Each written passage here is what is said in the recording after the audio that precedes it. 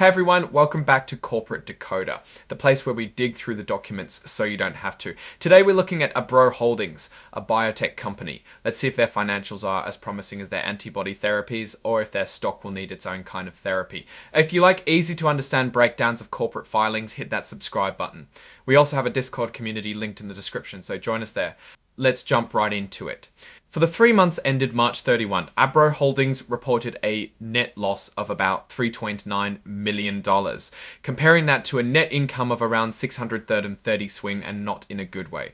Digging into why, research and development expenses are down quite a bit, from $1 million to just $325,000. That looks like a positive at first glance, but it might mean they've slowed down on their drug development efforts.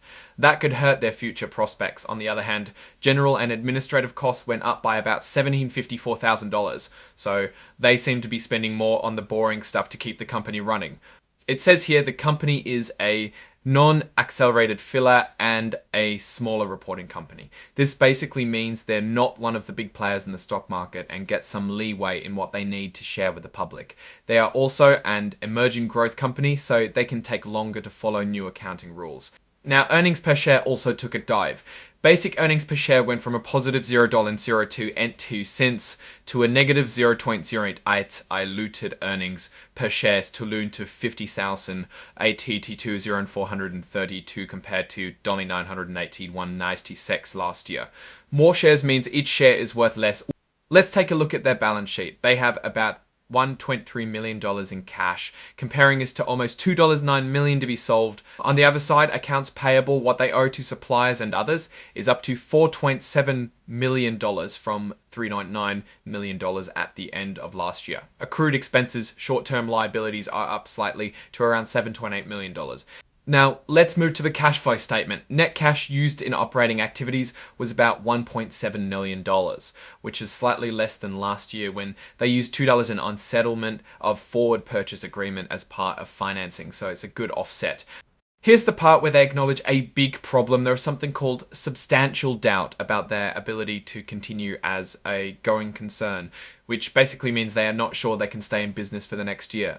The report mentions that Nasdaq, where their stock is traded, sent them a notice because the company's stock price is too low. Failing to meet continued listing requirements, it gets worse. Their market value of publicly held shares also doesn't meet the minimum required by Nasdaq. So there's a real risk of being kicked off the stock exchange. Then there's the excise tax issue. At the closing date of the merger, Abpro assumed the excise tax liability, a type of tax from ACAB, the company they merged with, but there's a dispute with the IRS, the federal tax agency, about how much it actually owes. They are working to set up a payment plan, but failure to pay could lead to more penalties and interest charges.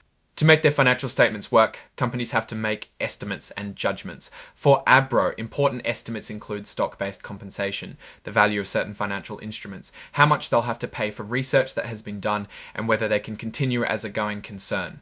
These are hard to nail down, and if they get them wrong, it could really change the picture of the company. In other news, the company has an exclusive collaboration and license agreement with Celltrion, a pharmaceutical company. Celltrion will need to pay up to $10 million under the original Celltrion agreement and $6 million under the amended Celltrion agreement. Also, the collaboration means there could be other financial benefits depending on what Celltrion brings in via milestone payments based on annual net sales. The company made commitments under research and collaboration agreements. For example, there is a license agreement with MedImmune, pursuant to which the company agreed to pay milestone and royalty payments, including up to $24 million in milestone payments. But the license was about a product the company doesn't even work on anymore. This doesn't look like it's that important. There was also a forward purchase agreement, which is basically a contract to buy shares at a later date. It was fully settled in January and the company received $132,000 in cash. They also have something called sepia put rights plus embedded derivative liability, which are tricky contracts that can change in value based on different things. The accounting for these can get really complex. The company authorized a share of stocks for the company's long-term health. They can grant non-statutory stock options, incentive stock options, stock appreciation rights, restricted stock units, unrestricted stock performance awards, and other forms of awards to eligible employees and non-employees. This helps the company retain talent and encourages long-term growth. They included the risk about their stock price. Our failure to meet Nasdaq's continued listing requirements could result in a delisting of our shares. This basically means if they don't get their stock price up, they could be kicked off the stock exchange. So what do we make of all this? Abpro Holdings seems to be in a tricky spot.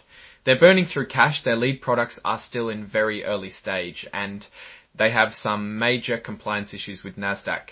There are things that are promising, such as the collaboration with Celltrion. Their future really depends on whether they can secure more financing and get some of their product candidates into clinical trials. What are the big risks?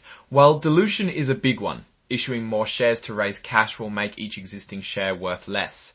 There's also the risk of not being able to continue as a going concern. What this could mean for an investor is that there is potentially an opportunity for growth, but it could come at a higher risk. Alright, that's our breakdown of Abpro Holdings' latest filing. What do you think about these numbers and what they signal for the company's future?